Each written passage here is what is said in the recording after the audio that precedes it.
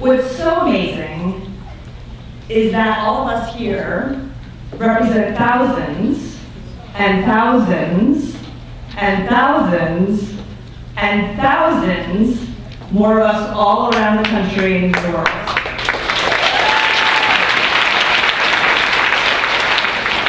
In fact, just this week we got a real thrill that I want to share with you.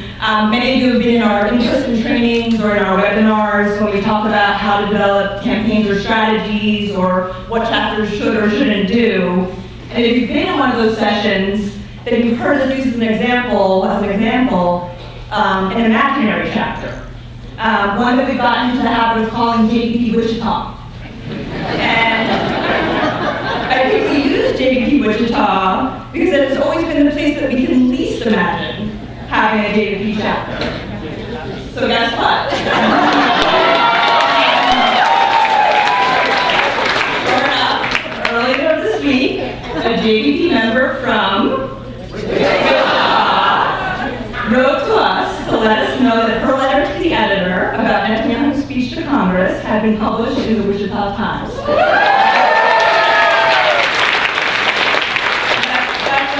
Papers called that way, I looked it up. So it looks like JVP Wichita is not so far from reality at all. And I think that, that's the moment that we're in. We are experiencing truly extraordinary growth. And as I was tracking folks' progress today on that amazing app, how many of you have the app on your phones?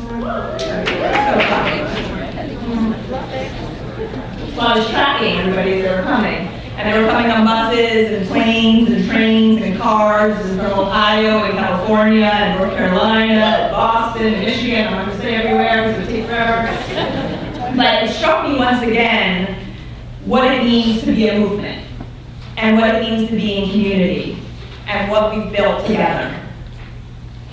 I will say, watching that slideshow, it really encapsulated for me the tension that I think we're all holding and that I want to name. It was this summer, during the horrific war on Gaza, that so many of you here tonight decided to make the leap to join JVP. Our chapters were forged and strengthened by doing civil disobedience together, and literally dozens of new chapters formed. So we're both at the same time facing an enormous solemnity and urgency and obligation to do the work we need to do to make real change. And I think we can also celebrate the hope that comes from really feeling how much this movement is growing and how much more growth we're still poised to bring.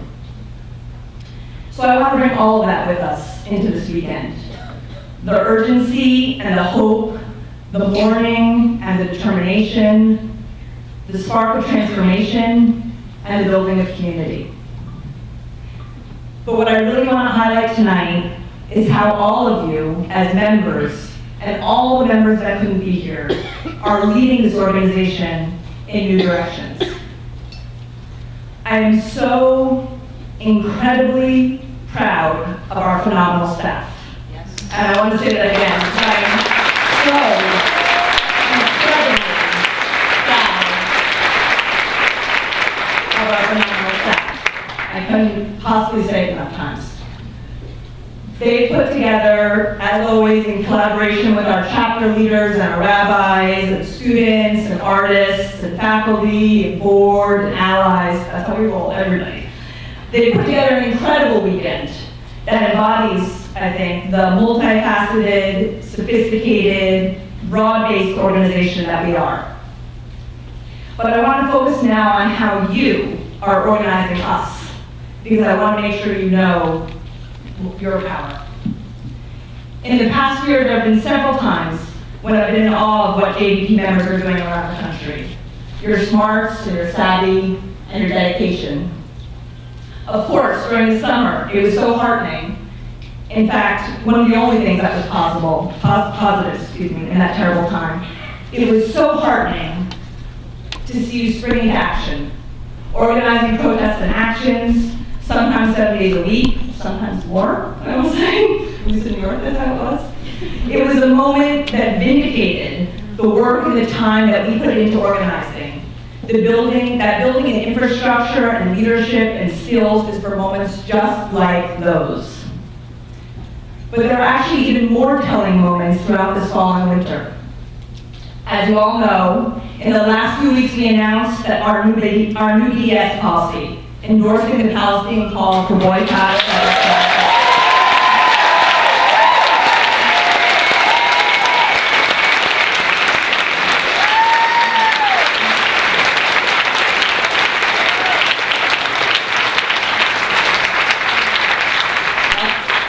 exactly what I'm talking about.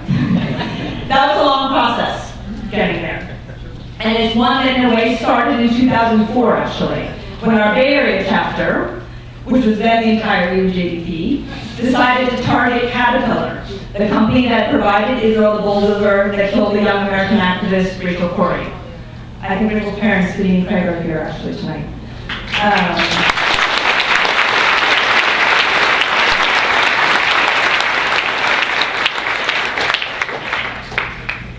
So the most recent iteration of our PDS policy review took place in the last year, culminating in a discussion at our board. And I can say with all honesty that it was your input, your thoughtful, passionate, rooted in community input that gave us the courage to take the step that we did. Our board was able to make that decision because they understood that you all were ready, pushing in fact, for us to move forward.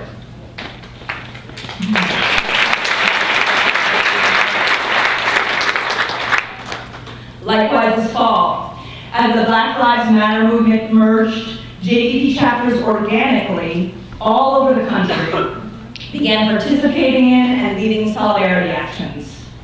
And I realized, as I was marching through the rainy streets of my own chapter in New York, that of course we wanted to be part of this new racist movement as JDP. First of all, because JDP, I hope for many, if not most of us, is our political home, the place we can bring our full selves. And in the process, sometime early this year, I realized we have created what I believe is now the largest progressive network of Jews on any issue in this country.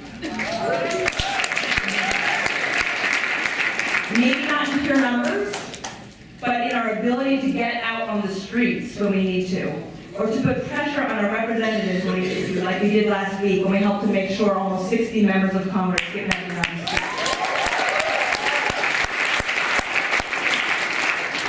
We're starting, just starting. We have a long way to go, but we are starting to have some real power. And that is entirely dependent upon what all of us are willing and able to do. And in the process, something really moving is happening.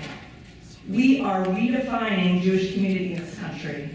We are creating an alternative to the mainstream Jewish institutions that demand loyalty to political positions that are antithetical to our Jewish values.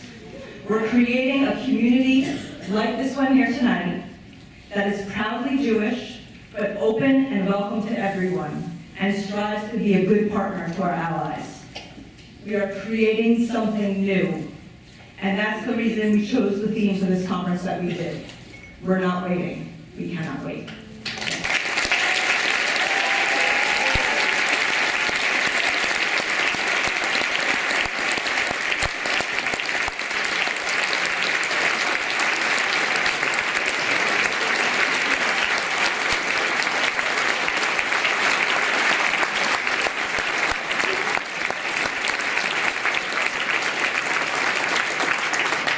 Thank you all so much. So we're going to move into our first plenary session now. The work is starting. And we're going to hear some further thoughts on that same theme from leading activists. So I want to invite Amr Sharab, Irana Fati, Reverend Heber Brown, and Donna Neville to join me on the stage.